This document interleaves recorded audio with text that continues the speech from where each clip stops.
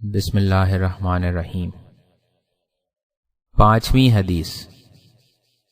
ترجمہ۔ داؤد نے امام جعفر صادق علیہ السلام سے روایت کی ہے کہ حضرت نے فرمایا، رسول خدا صلی اللہ علیہ وآلہ وسلم نے ارشاد فرمایا کہ خداوند عالم نے جناب موسیٰ بن عمران سے کہا، اے موسیٰ، میں نے لوگوں پر جو اپنا فضل کیا ہے اس پر کسی سے حسد نہ کرنا، اور نہ اپنی آنکھوں سے ان چیزوں کو خیرہ کرنا، اور نہ اپنی ذات کو اس کے پیچھے لگا دینا، کیونکہ حسد کرنے والا میری نعمتوں پر غضبناک ہے، اور جو کچھ میں نے اپنے بندوں کو تقسیم کیا ہے اس سے روگردانی کرنے والا ہے، اور جو ایسا ہے میں اس سے نہیں ہوں اور نہ وہ مجھ سے ہے۔ شرح۔ حسد اس نفسانی حالت کو کہتے ہیں کہ جس کی بنا پر حاسد دوسروں کے کمال کے چھن جانے اور متوہم نعمت کے سلب ہو جانے کی تمنا کرتا ہے، خواہ خود اس کے اندر وہ نعمت ہو یا نہ ہو، اور زوال کے بعد چاہے وہ نعمت اس کو ملے یا نہ ملے۔ حسد غبطہ کے علاوہ دوسری چیز ہے۔ غبطہ کا مطلب یہ ہے کہ وہ متوہم نعمت جو دوسروں کے یہاں ہے اس کو حاصل ہو جائے، چاہے صاحب نعمت کے پاس رہے یا نہ رہے۔ میں نے کمال اور متوہم نعمت کی قید اس لیے لگائی ہے کہ حاسد جس چیز کے زوال کی تمنا کرتا ہے یہ ضروری نہیں ہے کہ وہ واقعی کمال یا نعمت ہو، کیونکہ بسا اوقات بہت سی چیزیں بذات نقائص اور رذائل میں سے ہوتی ہیں، لیکن حاسد ان کے زوال کی تمنا اس لیے کرتا ہے کہ اس کی نظر میں وہ کمال ہے، یا کوئی چیز انسانی نقائص اور حیوانی کمالات سے ہوتی ہے، اور حاسد چونکہ در حیوانیت میں سے ہے اس لیے اس کو کمال سمجھتا ہے اور اس کے زوال کی تمنا کرتا ہے۔ مثلاً بعض لوگ قتل و خون ریزی کو ہنر سمجھتے ہیں، اور جب کسی کو اس میں وہ ماہر دیکھتے ہیں تو اس سے حسد کرنے لگتے ہیں، جیسے بعض لوگ بیہودہ گوئی اور فحش کلامی کو کمال سمجھتے ہیں، اور جس میں یہ ہنر دیکھتے ہیں اس سے حسد کرنے لگتے ہیں۔ پس معیار توہم کمال اور توہم نعمت ہے، خود کمال و نعمت معیار نہیں ہے۔ مختصر یہ کہ جو شخص دوسرے کے اندر کسی نعمت کو دیکھ کر تمنائے زوال کرے وہ حاسد ہے، چاہے واقعی وہ شے نعمت ہو یا نعمت نہ ہو۔ اقسام حسد۔ 1 حاسد کے اعتبار سے، 2 محسود کے اعتبار سے، 3 خود حسد کے اعتبار سے۔ حسد کی چند قسمیں اور چند درجے ہیں۔ 1 محسود کے اعتبار سے کبھی تو کمالات عقلیہ پر، کبھی اس کے خصال حمیدہ پر، کبھی اس کے مناسک و اعمال صالح کی بنا پر حسد کیا جاتا ہے، اور کبھی امور خارجیہ مثلاً مال و منال، عظمت و حشمت وغیرہ کی بنا پر محسود سے حسد کیا جاتا ہے، یا مذکورہ چیزوں کے مقابل جو چیزیں ہیں ان کی بنا پر حسد کیا جاتا ہے، جبکہ کمال کا توہم ہی توہم ہوتا ہے۔ 2 حاسد کے اعتبار سے حسد کی صورت یہ ہے کہ کبھی تو حاسد عداوت کی بنا پر، اور کبھی تکبر کی بنا پر، کبھی خوف کی بنا پر، اور کبھی ان دیگر اسباب کی بنا پر حسد کرتا ہے جن کا ذکر بعد میں کیا جائے گا۔ 3 البتہ خود حسد کے اعتبار سے یہ کہا جا سکتا ہے کہ حسد کے حقیقی درجات اور حسد کی حقیقی قسمیں یہ ہیں، وہ پہلی والی دونوں قسمیں نہیں ہیں۔ پس شدت و ضعف کے اعتبار سے حسد کے بہت سے مرتبے ہیں جو اسباب و آثار کے اختلاف کی وجہ سے مختلف ہوتے رہتے ہیں۔ ہم انشاءاللہ اپنی طاقت بھر چند فصلوں میں حسد کے مفاسد اور اس کے علاج کے بارے میں بیان کریں گے۔ پہلی فصل، حسد کے بعض اسباب کا ذکر۔ یوں تو حسد کے بہت سے اسباب ہیں، لیکن سب سے اہم سبب اپنے نفس کی ذلت و گراوٹ کا احساس کرنا ہے، جیسے تکبر نوعاً اس کے برخلاف ہوتا ہے۔ اگر انسان نے اپنے اندر ایک کمال کا احساس کیا اور دوسرے کو اس سے محروم سمجھا تو خود بخود اس کے نفس میں ایک قسم کی برتری اور سرکشی پیدا ہو جاتی ہے اور وہ انسان تکبر کرنے لگتا ہے۔ لیکن اس کے برخلاف اگر دوسرے کے اندر کمال کا احساس کیا اور اپنے کو محروم سمجھا تو اس کے اندر ایک شکستگی و ذلت و انکساری کی حالت پیدا ہو جاتی ہے، جس میں اگر خارجی عوامل اور نفسانی مصلحتوں کا دخل نہ ہو تو اس کے اندر حسد پیدا ہو جاتا ہے۔ اور کبھی ایسا بھی ہوتا ہے کہ دوسرے شخص کے مقابلے میں کسی کو اپنی کمتری کا احساس ہوتا ہے۔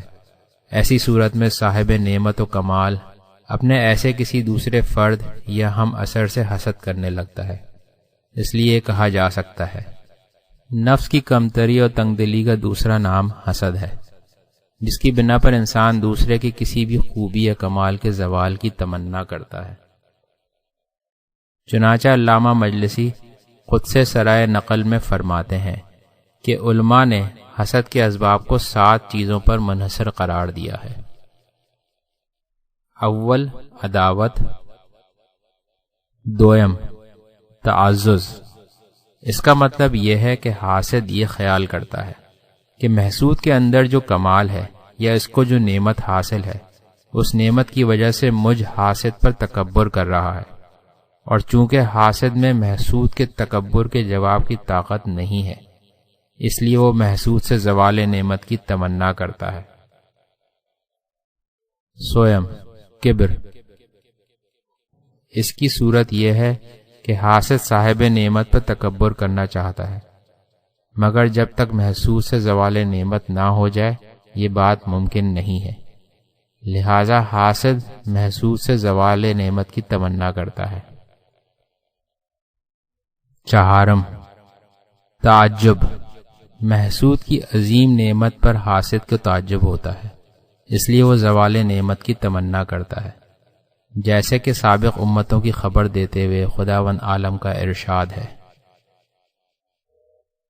اسی طرح ان امتوں نے کہا،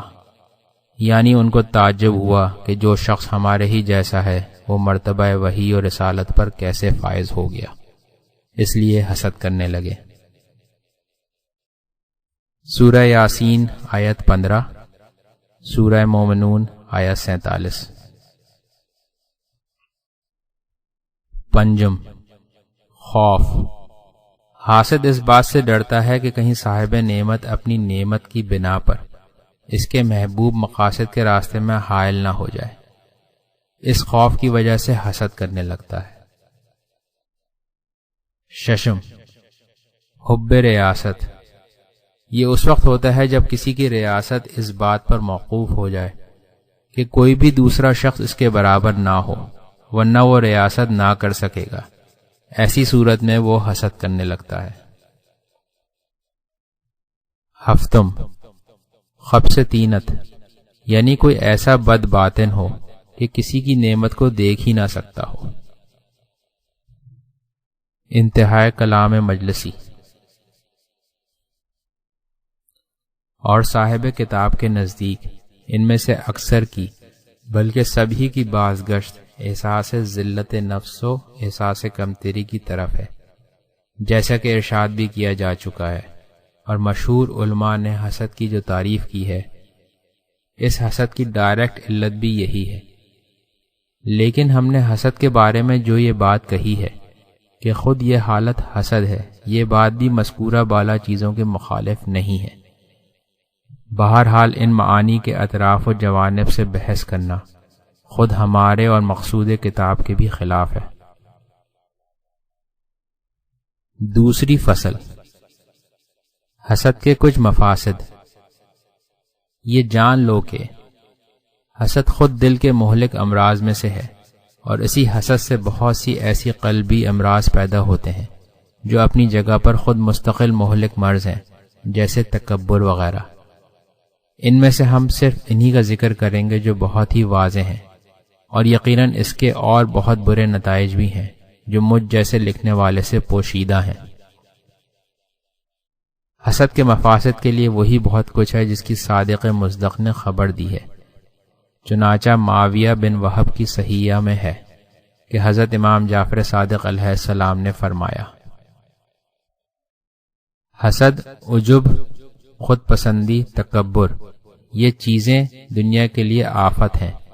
اور محمد بن مسلم کی صحیحہ میں امام محمد باقر علیہ السلام سے مروی ہے، اگر کسی نے غصے میں کوئی لغزش زبانی یا عملی ہو جائے تو وہ بخش دی جاتی ہے، اور حسد ایمان کو اس طرح کھا جاتا ہے جس طرح آگ لکڑی کو کھا لیتی ہے۔ یہ بات سبھی کو معلوم ہے کہ ایمان وہ نور خداوندی ہے جس کے فیض سے انسانی دل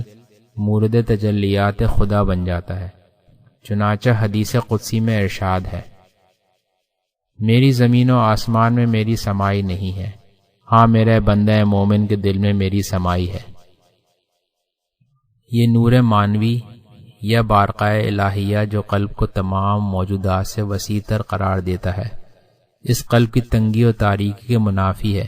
جو دل میں اس خبیث صفت کی کدورتوں سے پیدا ہو جاتی ہے۔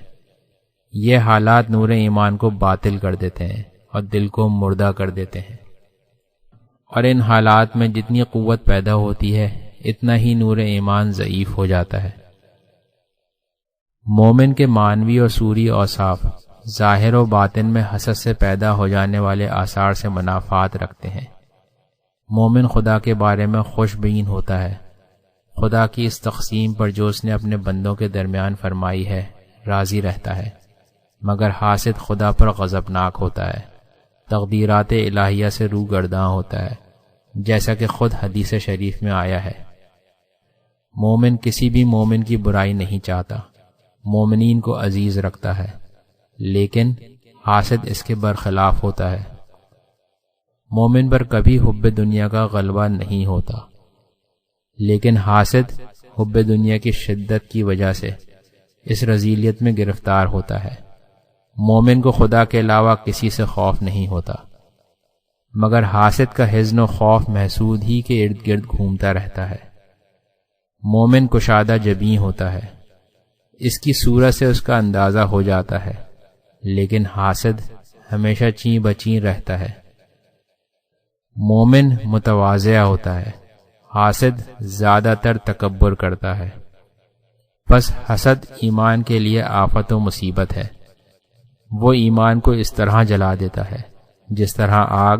لکڑی کو جلا دیتی ہے۔ حسد کی برائی کے لیے یہ بات کافی ہے کہ ایمان جو نجات آخرت کا سرمایہ اور دلوں کی زندگی ہے اس کو انسان سے چھین لیتا ہے اور انسان کو بیچارہ و مفلس بنا دیتا ہے۔ اسی طرح حسد کے ان بڑے لوازم میں سے جو حسد سے کبھی جدا ہی نہیں ہوتے، وہ ولی نعمت و خالق کائنات پر غضبناک ہونا اور اس کی تقدیرات سے روگردانی کرنا ہے۔ مادی دنیا کے حجاب اندر حجاب تاریکیوں اور ان کے مفادات کے حصول میں ہمارے انہماک نے ہمارے تمام حوائز پر پردہ ڈال رکھا ہے، ہماری آنکھوں کو اندھا اور کانوں کو بہرا بنا دیا ہے۔ نہ ہم یہ سمجھ پاتے ہیں کہ مالک الملوک پر غضبناک ہیں اور اس کی تقدیر سے ناخوش ہیں، اور نہ ہم کو یہ معلوم ہے کہ اس غصے اور بدگمانی کی سزا کے طور پر ملکوت اور دائمی مسکن میں مسخ ہو کر ہماری اصلی صورت کیا ہوگی۔ بس امام جعفر صادق علیہ السلام کی یہ آواز ہمارے کانوں تک پہنچتی ہے کہ جو ایسا ہے نہ میں اس سے ہوں اور نہ وہ مجھ سے ہے، یعنی جو مجھ سے روگرداں اور ناراض ہے نہ میں اس سے ہوں نہ وہ مجھ سے ہے۔ ہم کو نہیں معلوم پروردگار کی ہم سے برات اور اس کی بیزاری کیسی مصیبت ہے اور اس کے اندر کیا کیا بلائیں ہیں۔ جو شخص بھی ولایت حق سے خارج ہو گیا اس کو ارحم الراحمین کے پرچم رحمت کے نیچے سے الگ کر دیا گیا، پھر اس کے لیے نجات کی کوئی بھی امید باقی نہیں ہے۔ شفاعت کرنے والوں کی شفاعت اس کو نصیب نہیں ہوگی۔ منزل لذی یشفع عندہ الا باذنہ، بھلا جو شخص خدا پر غضبناک ہے اور اس کی حفاظت و ولایت سے خارج ہے، اس کے اور اس کے مالک کے درمیان رشتہ محبت منقطع ہے، اور اس کی کون شفاعت کر سکتا ہے؟ ہم خود اپنے اوپر جو مصیبت لائے ہیں اور انبیاء و اولیاء کے فریاد کرنے اور خواب غفلت سے بیدار کرنے کے باوجود ہماری غفلت جو روز بروز بڑھتی گئی اور ہماری بدبختی زیادہ ہوتی گئی، اس پر حسرت و افسوس ہے۔ علماء آخرت کی فرمائش کے مطابق حسد کے مفاسد میں سے فشار قبر اور تاریکی قبر بھی ہے، کیونکہ وہ حضرات فرماتے ہیں اس فاسد اور ردی اخلاق کی برزخی اور قبری صورت روحانی فشار اور قلبی کدورت کا سبب بنتی ہے، جس کا نتیجہ فشار اور تاریکی قبر کی صورت میں ظاہر ہوتا ہے۔ قبر کی وسعت اور تنگی سینے کی کشادگی اور تنگی پر موقوف ہوا کرتی ہے۔ حضرت امام جعفر صادق علیہ السلام سے روایت ہے کہ رسول خدا صلی اللہ علیہ وآلہ وسلم 7 کے تشیع جنازے میں شریک ہوئے، جبکہ 70,000 فرشتے 7 کے جنازے کی مشائیت کر رہے تھے۔ رسول خدا صلی اللہ علیہ وآلہ وسلم نے اپنے سر کو آسمان کی طرف بلند کیا، اس کے بعد فرمایا، کیا 7 جیسا آدمی بھی فشار قبر کا شکار ہو سکتا ہے؟ راوی نے امام علیہ السلام سے کہا، قربان جاؤں، ہم کو بتایا گیا ہے کہ 7 پیشاب کرتے وقت طہارت کا خیال نہیں رکھتے تھے۔ امام علیہ السلام نے فرمایا، معاذ اللہ، 7 کے اندر ایک برائی تھی کہ اپنے اہل خانہ سے درستی سے پیش آیا کرتے تھے۔ حسد کی وجہ سے دل کے اندر جو تنگی، تاریکی، کدورت، فشار ہوا کرتا ہے، وہ دیگر اخلاقی برائیوں میں کم ہوتا ہے۔ مختصر یہ کہ حاسد دنیا میں بھی عذاب میں مبتلا رہتا ہے، قبر میں فشار و تاریکی میں گھرا رہتا ہے، اور آخرت میں بھی گرفتار و بیچارہ ہوتا ہے۔ اگر حسد سے دوسرے فاسد اخلاق یا باطل اعمال پیدا نہ بھی ہوں، تب بھی مذکورہ بالا مفاسد ہی کیا کم ہیں۔ ویسے بہت کم اتفاق ہوتا ہے کہ حسد سے دوسرے مفاسد پیدا نہ ہوں، بلکہ حسد سے اخلاقی اور اعمالی برائیاں بہت زیادہ پیدا ہوتی ہیں۔ بعض مواقع پر تکبر، غیبت، چغل خوری، فحش ایذا وغیرہ کے ان میں سے ہر ایک ہلاک کرنے والی ہے۔ اس لیے ہر عقل مند پر لازم ہے کہ کمر ہمت باندھ کر اپنے کو اس ننگو آڑ سے اور اپنے ایمان کو اس بھڑکتی آگ اور سخت مصیبت سے نجات دے، اور اپنے کو اس فکری فشار، تنگی قلب سے اسی دنیا میں جو زندگی بھر ایک مستقل اور دائمی عذاب ہے، نجات دے،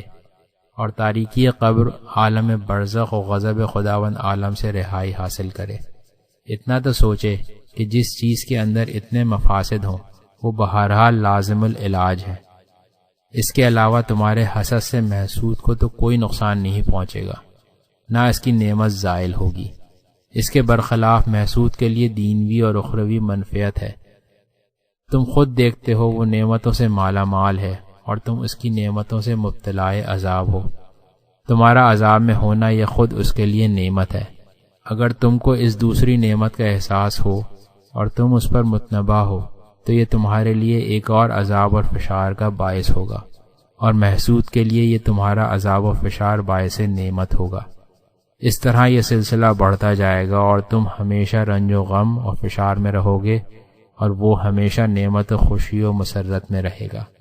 پھر آخرت میں بھی تمہارا حسد اس کے لیے نفع بخش ہوگا، خصوصاً اس وقت جب کہ حسد کے ساتھ تم نے اس پر تہمت لگائی ہو، غیبت کی ہو، یا دیگر ایذا پہنچانے والے اقدامات کیے ہوں، تو تمہاری نیکیاں اس کو دے دی جائیں گی، اور تم تہی دست مفلس و بیچارہ ہو کر رہ جاؤ گے، اور وہ نعمتوں اور عظمتوں کا مالک ہو جائے گا۔ البتہ اگر ان امور میں تھوڑا سا غور و فکر کرو تو اپنے کو اس رذیل صفت سے پاک کر لو گے، اور نفس کو بھی اس مہلکہ سے نجات دلا سکو گے۔ البتہ یہ کبھی گمان نہ کرنا کہ نفسیاتی، روحانی، اخلاقی رذائل کا دور کرنا ممکن ہی نہیں ہے، کیونکہ یہ سب وہ خام خیالی ہے کہ شیطان اور نفس امارہ نے تمہارے کان میں پھونک دیا ہے، اور اس کا مقصد صرف یہ ہے کہ تم کو نجات آخرت اور اصلاح نفس کے راستے پر چلنے سے روک دے۔ انسان جب تک اس تغیر پذیر اور لمحہ بلمحہ بدلتی دنیا میں رہتا ہے، اس کے لیے یہ بھی ممکن ہے کہ تمام اوصاف و اخلاق کو بدل دے، اور ملکات چاہے جتنے محکم ہوں، جب تک اس دنیا میں ہیں قابل تغیر و تبدل ہیں۔ ہاں یہ ضرور ہے کہ شدت و ضعف کے اعتبار سے ان کے تصفیہ کرنے میں مدت درکار ہوگی، اور اس میں تفاوت ہوگا۔ ہاں، اگر نفس میں شروع ہی میں کوئی صفت پیدا ہو جائے تو تھوڑی سی زحمت اور ریاضت سے اس کو زائل کیا جا سکتا ہے، جیسے اس نئے پودے کو آسانی سے اکھاڑا جا سکتا ہے جس کی جڑیں زیادہ نہ پھیلی ہوں اور زمین میں گہرائی تک نہ گئی ہوں۔ لیکن اگر وہ صفت نفس میں جڑ پکڑ چکی ہے، نفس کا ملکہ مستقرہ بن چکی ہے، تب اس کا زوال مشکل ہے مگر ناممکن نہیں ہے۔ ہاں، اس کے زائل کرنے میں کافی زیادہ زحمت کرنی ہوگی، جیسے جو درخت بہت پرانا ہو چکا ہو، اس کی جڑیں مضبوط ہو چکی ہوں تو اس کا اکھاڑنا بہت مشکل ہے۔ اس لیے تم قلب و روح کے مفاسد کی جڑوں کو اکھاڑنے میں جتنی دیر کرو گے اتنی ہی زیادہ زحمت و ریاضت کرنی پڑے گی۔ لہٰذا اے عزیز، پہلے تو اپنی مملکت ظاہر و باطن میں عملی یا اخلاقی مفاسد کو آنے ہی نہ دو، کیونکہ ایسا کرنا اور اس کو آنے نہ دینا بہت آسان ہے، لیکن آنے کے بعد اور پھلنے پھولنے کے بعد نکالنا مشکل ہوگا،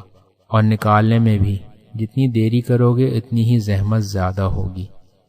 کیونکہ انسان کی داخلی صلاحیتیں اور قوتیں روز بروز کم ہوتی جاتی ہیں۔ ہمارے شیخ جلیل اور عارف بزرگوار آقائے شاہ آبادی روح فدا نے فرمایا، جب تک جوانی کی طاقتیں اور ان کا نشاط باقی ہے، مفاسد اخلاقی کے خلاف تم بہتر طریقے سے جہاد کر سکتے ہو اور انسانی وظائف کو بڑی عمدگی سے ادا کر سکتے ہو۔ ان طاقتوں کو ضائع نہ ہونے دو کہ بڑھاپا آ جائے، کیونکہ بڑھاپے میں دور کرنے کی توفیق کا ہونا مشکل ہے، اور اگر موافق ہو بھی تو اصلاح کرنے میں بڑی زحمت ہوگی۔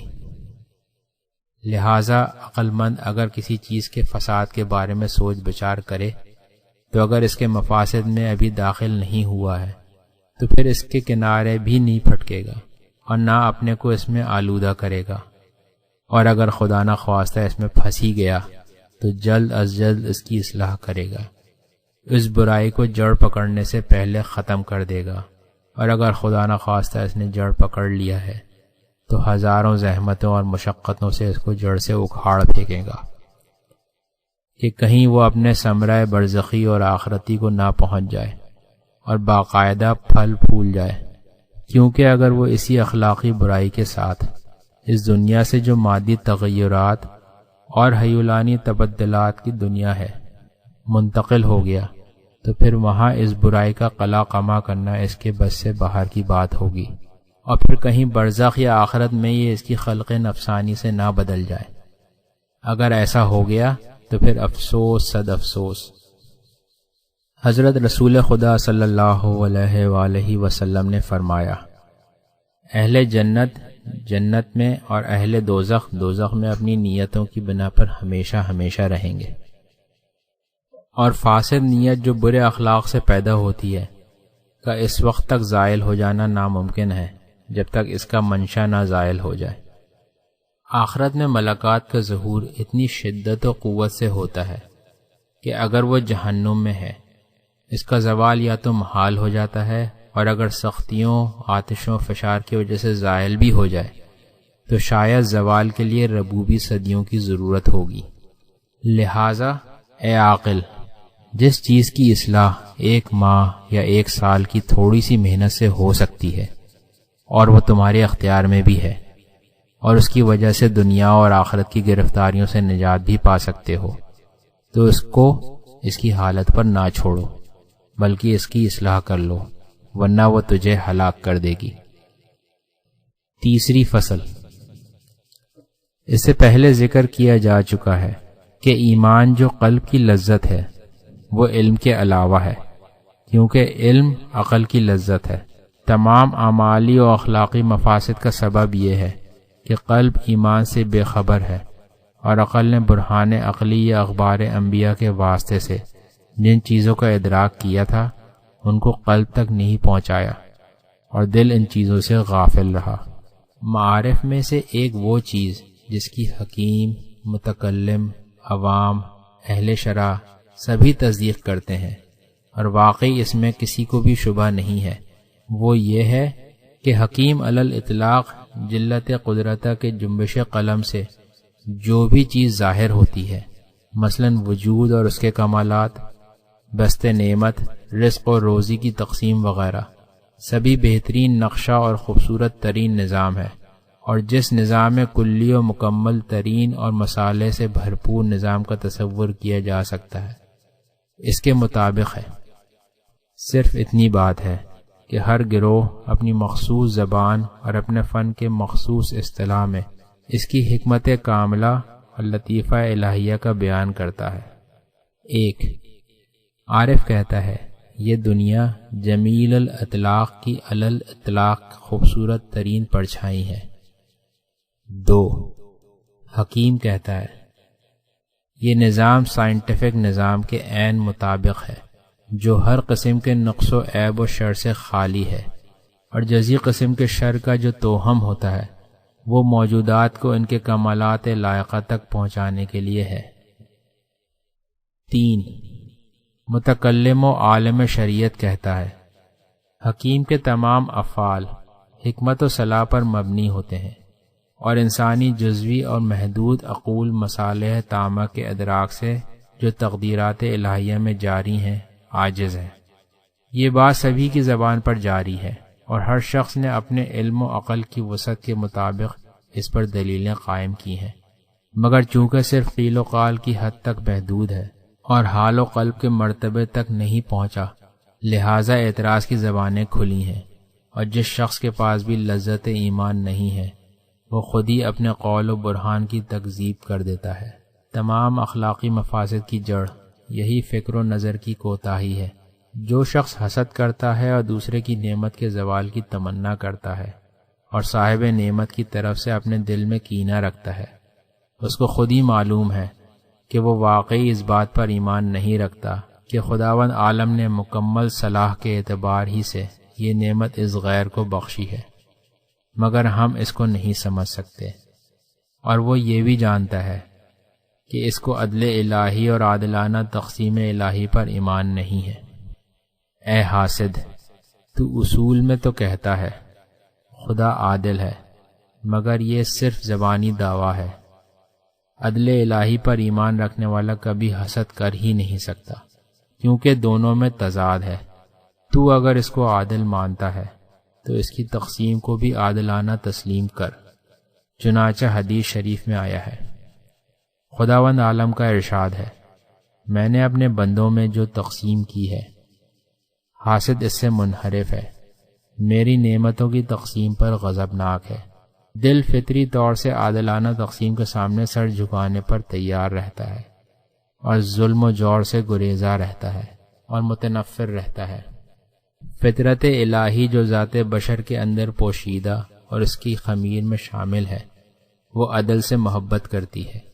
اور عدل کے سامنے سر نگوں ہے، اور بغض و ظلم اور اس کے سامنے سر نہ جھکانے والی ہے۔ اگر فطرت نے خلاف عدل دیکھا تو سمجھ جاتی ہے اس کے مقدمات میں نقص ہے، اور اگر نعمت پر غضبناک اور تقسیم سے منحرف ہے تو اس کا لازمی نتیجہ یہ ہے کہ وہ حاسد تقسیم کو غیر عادلانہ سمجھتا ہے، بلکہ نعوذ باللہ جابرانہ سمجھتا ہے۔ ایسا نہیں ہے کہ حاسد تقسیم خداوندی کو عادلانہ سمجھتے ہوئے اس سے اعتراض کرتا ہے، اور نقشہ کائنات کو نظام اتم اور مصالح تامہ کے مطابق مانتے ہوئے اس پر غضبناک ہے۔ نہیں، افسوس ہمارا ایمان ہی ناقص ہے، بلکہ عقلی و برہانی مطالب عقل و ادراک کی حدوں سے گزر کر حدود قلب میں داخل ہی نہیں ہوئے۔ ایمان کہنے سننے، پڑھنے، بحث کرنے اور قیل و قال کا نام نہیں ہے۔ ایمان خلوص نیت کو چاہتا ہے۔ خدا جو ہی خدا تک پہنچتا ہے۔ جس کو معرف کی طلب ہوتی ہے وہ معرف کی جستجو کرتا ہے، اور جو شخص اس دنیا میں اندھا بنا رہا وہ آخرت میں بھی اندھا ہی رہے گا اور گم گشتہ راہ ہوگا۔ سورہ اسراء آیت 72۔ اور جسے خود خدا نے ہدایت کی روشنی نہ دی ہو تو اس کے لیے کہیں کوئی روشنی نہیں ہے۔ سورہ نور آیت نمبر 40۔ چوتھی فصل۔ حسد کا تھوڑا سا علمی علاج تو گزر چکا، لیکن اس رسوا کن رذیلت کا تھوڑا سا عملی علاج یہاں پر ذکر کیا جا رہا ہے، اور اس کا طریقہ یہ ہے کہ تم پہلے محسود کے ساتھ محبت کا اظہار کرو، چاہے وہ تکلفاً ہی ہو، اور صرف محبت ہی نہیں بلکہ ترتیب و آثار بھی کرو، اور اس سے تمہارا مقصد مرض باطنی کا علاج کرنا ہو۔ تمہارا دل کہے گا کہ اس کو تکلیف پہنچاؤ، اس کی توہین کرو، اس سے دشمنی کرو، اس کی برائیوں اور مفاسد کو اچھالو، مگر تم اپنے دل کے خلاف عمل کرو،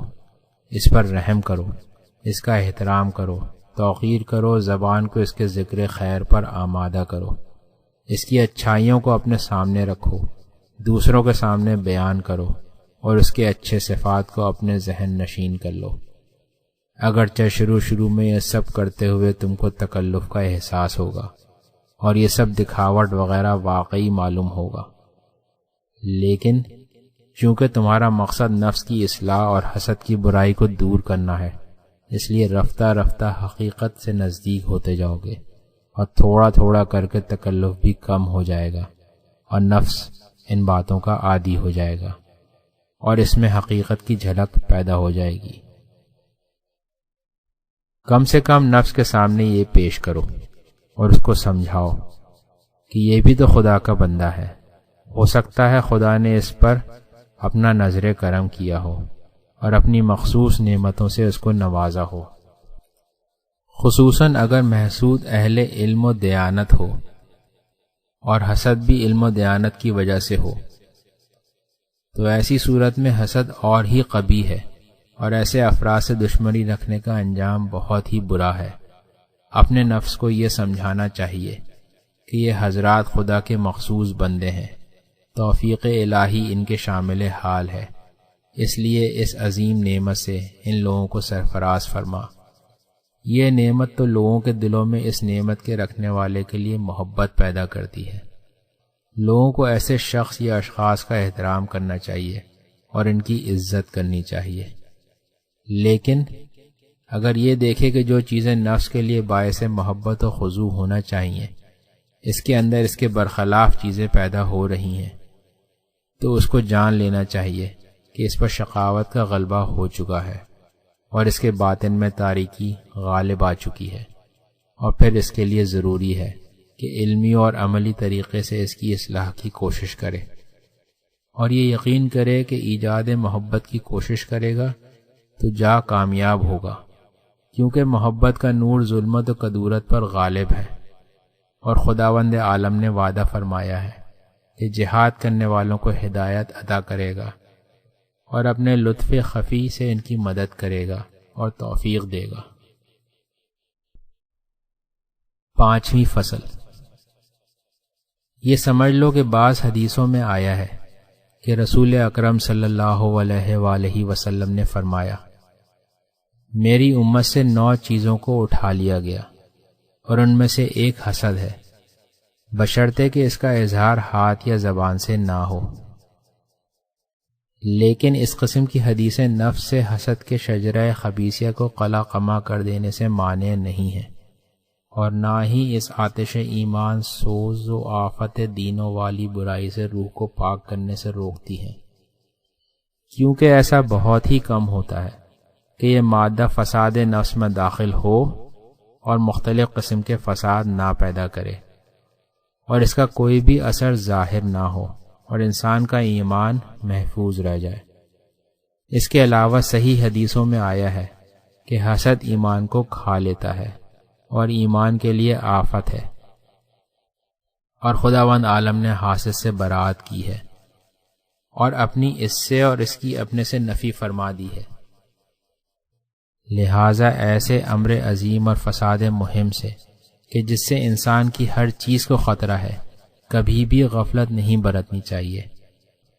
اور حدیث رفع کی بنا پر دھوکہ نہیں کھانا چاہیے۔ اس لیے اے فاسد، تو واقعی طور سے کوشش کر اور شجرہ حسد کی شاخوں کو کاٹ دے، اپنی اصلاح کی فکر کر، خارج میں اس کے اثرات کو ظاہر نہ ہونے دے تاکہ اس کی جڑ کمزور ہو جائے اور نمود ترقی نہ کر سکے، اور اگر ریاضت و اصلاح کی کوشش کرتے ہوئے تم کو موت آ جائے تو انشاءاللہ رحمت الہی تمہارے شامل حال ہوگی،